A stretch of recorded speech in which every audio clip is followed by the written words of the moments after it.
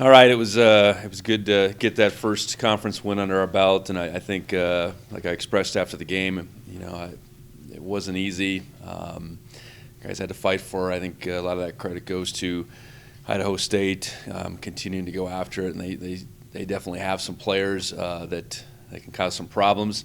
But ultimately, I think our physicality, I think, showed through in the fourth quarter, and our guys didn't panic. I think being down or getting to that point where it was down to a one-score game, we responded, with a touchdown, a big play, and then got a stop, and then a drive and a touchdown. So pleased with the way it finished, and I know you look at the film, a lot of things that we can correct, and that's I think our guys are eager to do that. It'd be great to be back home this week, and have another, obviously, a conference foe.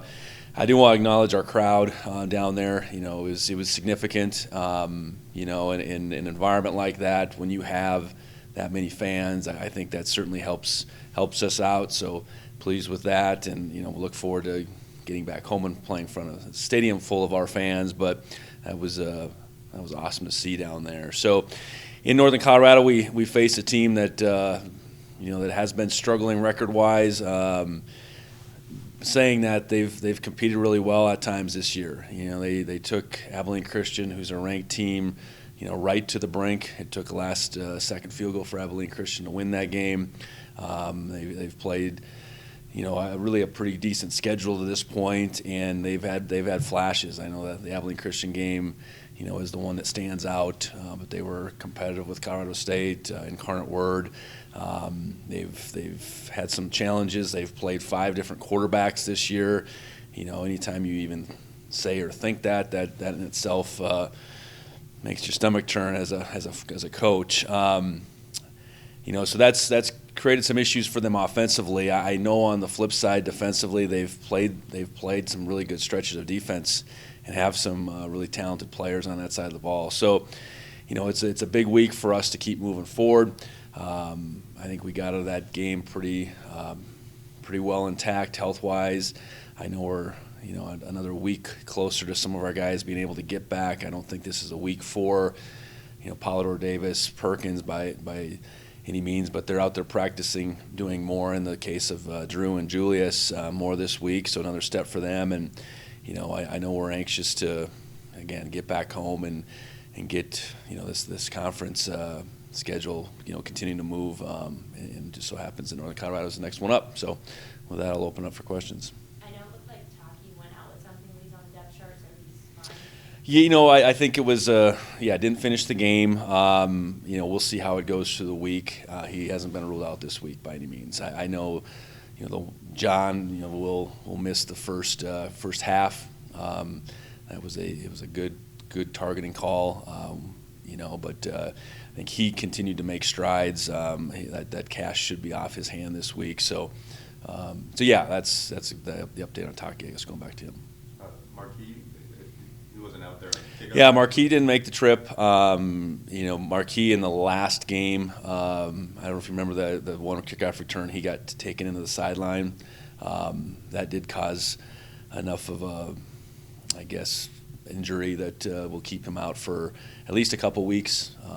I didn't know where that was this time Monday last week, I guess, but as we moved through the week, it looked like it would be significant enough to keep him out for a couple weeks. Ontario. Yeah, we put Ontario out there for one game. I know we're still conscious of redshirting him, so I don't know that'll be this week's answer necessarily. I think a lot of it goes into the kick return game in itself is, are you going to get opportunities? I think we felt like there was potential for opportunities against Idaho State, so we went with Ontario. I think he's got some real potential to be a returner. We'll see how that looks this week. I know whether it's a combination. I know Jared White would be a potential guy back there. I think Ty McCullough could be a potential guy. We could put Taco back there. I mean, we got some other guys, but it won't be Marquis, and I don't know that it'll be Ontario this week. A team that played that many quarterbacks, I guess, what is the preparation like to kind of watch and see them? Well, I think we feel like there's a couple guys that are just out. So you narrow in on the guys that you feel like will play. in what is their mode, what is their style. I know in this past game, it didn't appear that those guys the two guys they played are going to be out for this week. Two different types. I know one much more of a runner, and as far as their running game goes, they do have an element of the quarterback run, and he would be the main threat, number 10, and then the young guy number 11 they played as well. So I think those are the guys you prepare for. You prepare for the offense that those two have run, because it has been a variety based on who's been playing quarterback for them. And then I guess just the rest of their offense, just skill position. Yeah, I think running back wise, they got some good players, for sure. And I think the passing game, it's hard to tell. I guess at some point, because I think that's been dictated by who's been playing quarterback. I do know they have some capable guys there. They got a big, tall tight end that they like to get involved. So yeah, I think we got to prepare for them continuing to make progress with the two guys that they played this past week, knowing that they do have some capable skill, whether it is running back, receiver, or tight end. I guess just defensively. Well, I think they got some good players up front. I know that's always the first thing that jumps out to you, whether a team, how they're going to hold up front. And I do think they have, in their front seven some talented players, some good size, some good athleticism for that size. They've been able to disrupt run games at times. They move in and out of different fronts. They're not afraid to pressure. So, they've had a bunch of different games. I think that's how you look at it a little bit. They've played really well at times defensively and held some teams down, and then they've had like these last 2 weeks where they've been playing from behind. They gave up some big plays to Cal Poly. That was really the nature of that game, was Cal Poly making some really big plays. It wasn't their ability to sustain much, and it was big plays in the passing game, in particular, a couple of deep shots that got behind them. So I'm sure those are things that they'll work to correct. I think anytime you're down there trying to stop the run, you're devoting people to it, and you're making yourself vulnerable downfield, and that's kind of what happened more than anything in this past game. So. Yeah, I think they get a good front, and they can disrupt a run game, and obviously that's what we want to do, is be able to establish a run game. So I think that's where the battle certainly starts. This weekend's matchup being homecoming, having the 1984 team come back and be honored this Saturday, just kind of what that means to your program and just having it back. Yeah, it's obviously a year and a team that is very important to the tradition here at Montana State. That team doing what it did after a year where they won one game, and then the next year all of a sudden they get on this magical run, and take it all away. They've left their mark. And while there's a lot of guys from that team that are in the community, I know there's upwards towards 40 plus between players and coaches that are going to be around here, 40th anniversary. So looking forward to it. I know, anytime you can honor a national championship team, not all programs can do that. And fortunately for us, there's 3 of those teams in our past history. So obviously they're the most recent, and it'll be, great to have a lot of those guys back in town. Does the Northern Colorado near win over Abilene Christian, and then you kind of think about like Davis winning this week at Idaho after Idaho looked so great, does it kind of remind you just how unpredictable week to week to this league and this? Yeah, and I think just college football in general, you start getting into all this score comparing. I think it's a place to set some benchmarks, and even just talking Abilene Christian, Abilene Christian almost loses to Northern Colorado, and then they have this tight game with Idaho. You look at a team like Maine. Maine comes in here and we play really well to start. They've stacked up a couple wins. They beat UAlbany, who's in this mix of teams that is considered a ranked team, and so. I just think you have to be ready every week. You're gonna, when you're a team that's on the top of the conference, you should expect everyone's best. And teams being consistent and and being able to bring their best every week is just not the reality of sports.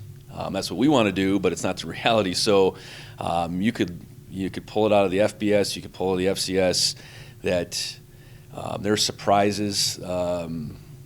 There's inconsistencies all over the map, and so the first week of conference play, the first full week of conference play, I think certainly had some surprises, and what we got to do is certainly guard against ourselves being surprised, and that's more so just all of a sudden we just show up and lay an egg. We can't do that. It might be a struggle. I think how Idaho State, how that game played out, I think we felt like we're in control, but this other team's trying really hard too and playing really hard, and you're going to get their best. So being able to outlast them is what we have to be about each and every week. So, I would expect Northern Colorado to bring their best this week, and we'll have to hopefully bring our best right back at them. And to that point, you haven't lost to a below 500 team, FBS, FCS, in your tenure now at MSU. So how prideful are you of that? Well, I think it's a mark of our consistency. I think it's a mark of our guys. Really, when we come in here on a Monday morning, you talk about what you need to correct. You watch the film. You allude to the next opponent to some degree, but really, what can we do to keep getting better? What can we do to make sure we make the most of this opportunity? In college football, you only get this year 12 guaranteed to you. So shame on you if you don't go out every week and give it your all and try to show up with the same team, in a team that's improving. I know a lot gets made out of big games and all this. They're all big. I think that's probably the biggest thing. I think we've continued to pound home how each and every one of our games is big. They all count as one. You want your record to keep growing and getting better, certainly, but they're all big games, and Northern Colorado's the next one. And I this is another great test for us to remain this consistent outfit that's about its own improvement more than who they're playing. We spoke with Zach Chris earlier, and he was specifically thankful for you and the rest of the coaching staff for giving him this opportunity. So, what can you kind of add, about the impact you guys had for him? Yeah. Well, I think so. He's been with us for quite some time now, and I think who he is has played out through that time. He was a young man that made a huge mistake, and we knew enough of him prior to that mistake, of who we thought he was, to ultimately give him that chance. And he's done nothing but earn his teammates' respect, go about his business. He's a great student here at Montana State. He's been a great teammate. And he's starting to obviously show up on Saturdays more and more on the field. So, when we brought him on, there was certainly some perceived risk, I guess. But I think deep down inside, we felt like, okay, he was a person that was worth giving another chance, and that's. I think, like I said, to this point, I think it's played out how we would have expected, not hoped. I guess that's probably how I would finish that statement. Is there an example of his character that he's shown? I just think he just fits in. He's just he enjoys his team. I think he loves competing. He loves playing the game of football. He takes his studies really seriously. So no, I think he's the type of person you want in your team, and it wasn't easy at the beginning, and there was respect that needed to be earned. It wasn't just, hey, you're on the team, you're stamped as you got it all figured out. It was about him just going about his business. Really, thinking back to that whole first calendar year. I think he was who he was on a daily basis, and that in itself won his teammates over and his coaches and everything. So I don't think it's any one thing. I think it's just this is who he is much more than obviously one huge mistake. And just one thing from the ISU game, there were some comments about running it at the end instead of kneeling it. Yeah, that's fair.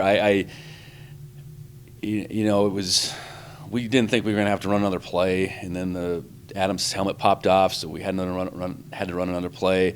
We ran the ball up the middle. I don't think our intention was to pile it on, but we ended up scoring again. I don't like the fact that that's the way it appeared. That wasn't our intention. We were trying to get out of there with a win.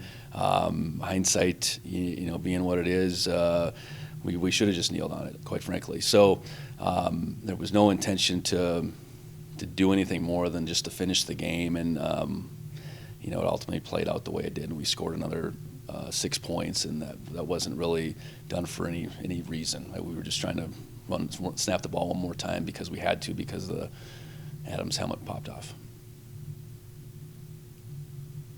Coulter, do you have anything? Yeah, Coach, a couple from me. First of all, do you have any crossover with Coach Lamb in your career? He's a defensive guy. He's always been really good defensively. So I guess two parts. Do you have any crossover with him, and how would you describe the way they look defensively this year? Yeah, so he was a coach at BYU when we played them in the Poinsettia Bowl in 2016. And then I would guess there would have been a year maybe at Southern Utah. I can't even remember the last time we played Southern Utah at North Dakota State. So I would think there would have been a year or so there. Maybe we missed him by a year. But no, I think he's brought a principled nature to their outfit. All that being said, that it takes time for all this to take hold. I defensively, they are they're aggressive. They're certainly built around, to me, their front four. They play a lot of guys up front. They give you a bunch of different looks. Their looks all make sense at the same time. They're not just throwing things up against the wall and seeing if they stick. They have made it hard for teams at times to move the football. They've been playing from behind a lot these last couple of weeks, so that exposes you a little bit more, I suppose. And they've been on the field quite a bit the last couple of weeks defensively at the same time, but that group has continued to fight and scratch and claw and do all they could. So, I just getting to know him a little bit through our interactions, through the conference meetings and such, got a lot of respect for who he is as a person, and I think he's has a track record, obviously, with the head coaching success at Southern Utah that you can see that they're making strides at Northern Colorado. When it comes to honing in consistency of a football team, is that a direct action daily? Is that something you can recruit to personality-wise? How do you sort of make the whole picture when it comes to honing in consistency? So you talk about that being a home run correct. Yeah, I think there's some element of recruiting the right types of guys. Whether they have it all figured out or not, you feel like they can figure it out. Guys that are choosing your program for the right reasons, which generally speaking are centered around team. And I think just continuing the language that we do from day one of trying to really be present in the moment, trying to do everything we can in any particular day, talking a lot about sacrifice and doing whatever it takes for the team. I know Coach Herron, puts them in a lot of team situations through the course of the off season, and so you're constantly about much more than just yourself. And I think when it's about that, you figure out how to give your all, and the more guys that think that way, the more consistent you're going to be. You can't ride that wave, say, in the off season with just your effort and how you go about your business and showing up on time or lack thereof, and all of a sudden think on a Saturday that's going to all of a sudden change, or during the fall when you're practicing football that's going to change. So I think a bunch of credit goes to Coach Herron and his staff for how we operate through the off season, and then I think our guys, if we don't have a lot of outliers, I would say. So that's a positive, right? We don't have a lot of guys that don't fit in.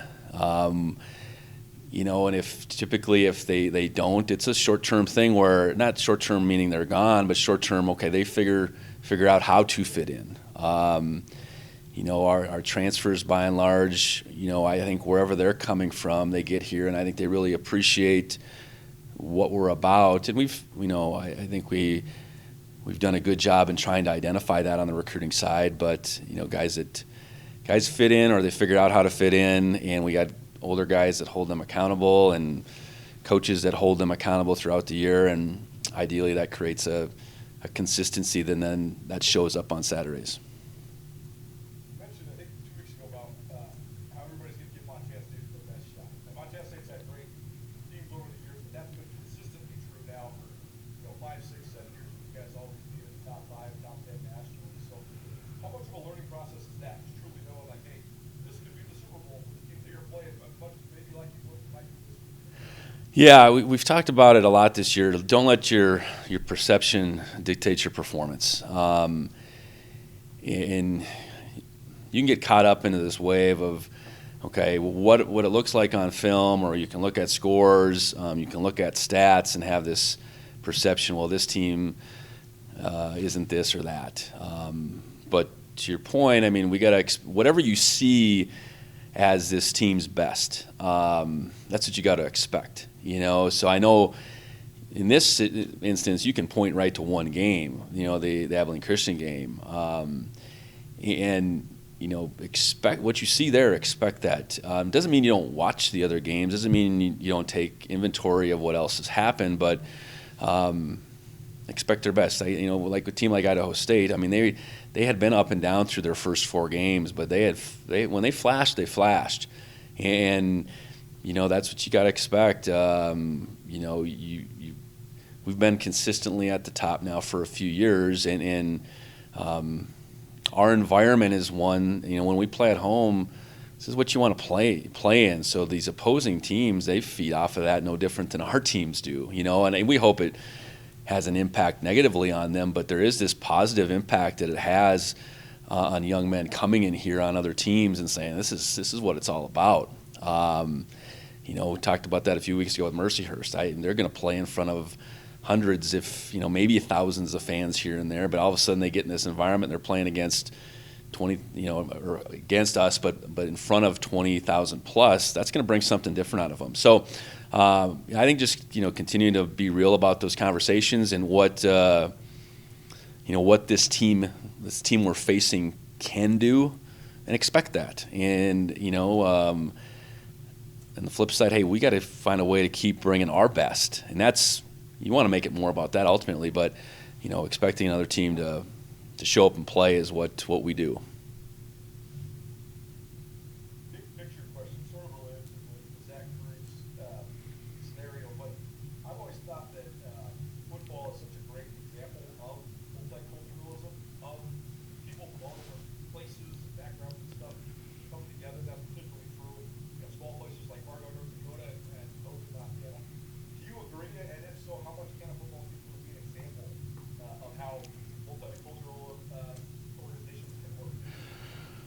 Well, you'd like to think a well put together football team should be what you want society to look like. Meaning we have all different types of backgrounds, whether it's the size of the community young men come from, the location in our country. Obviously, race comes into play. Backgrounds that your family has. I mean, all these differences that come together, and at the same time, these guys are 18 to 22, 23 years old, and they're in this stage where they are starting to make their own choice about who they are, what they believe in, more so than they have to this point. We talk about it a lot, and get our guys together to talk about their backgrounds. And that being said, when you're growing up, you're at the mercy of your background, so to speak. Whether that's your location, your family background, whatever. And some of that's positive, some of it's not. And ultimately, what we can do through this stretch of time is hopefully learn about one another, why we think the way we do, and really have a positive impact, and then allow our guys to go out into their lives and be a positive impact entirely. I think that's how I look at it as a head coach, is wherever these guys come from, whatever their thinking is, can we shape and mold them through the next 4 or 5 years to then they can have this impact on their community, on their family that is positive. And maybe to your point at the beginning, boy, if society thought that way, we'd really have something. Zach specifically, you mentioned him in the classroom. I think he was valedictorian of Central High School. I mean, he's a really smart guy, and it seems like he's just competitive in all elements of his life. So how much did that play into just, like you said, he didn't really think this was a big risk. So how much did this sort of all the other stuff play into your guys' decision? I think it all mattered. There was an impression made on the front end recruiting. There certainly was the impression I allowed Coach Oliver in particular at Sentinel High to share with me who he was, but it went farther than that at Sentinel High, what the people there thought of him. Zach had a lot of people come to me with support. Supporting him, supporting who he was, and I think that all had an impact. But it really initially went back to the opinion that myself and our staff had on that front end of kind of who we thought he was, and was he the type of person where that instance of that mistake was who he was, or was that a mistake that he could move on from? And we thought the latter, and we're not to the 2-year stage quite yet of him being a part of this program, but we're closing in on that, and he's been the latter. He's been in a lot of ways a model student, a model student athlete, all those things. Last question for you. Are you growing up in North Dakota? Are you a Vikings fan? Minnesota? I grew up a Vikings fan. I see your hat. You still follow it all? I follow him enough to hopefully not get sucked in, but no, I follow him. Yes, it's primarily Vikings country where I grew up, and it's good to see them get off to a good start. Thanks, Coach. Appreciate Yep, it. absolutely. Anything else in the room? I guess on the NFL front, Troy, first pick 6 in his game. Yeah, beyond this pick 6, I've involved with 17 tackles. Pretty significant day for Troy, and ultimately, what I was excited is they won the game. I know it came down to a kick, which he had nothing to do with, but you have that type of impact on a game. Ultimately, I know Troy's biggest concern is whether they would win or not, and they won. So happy for him on all accounts.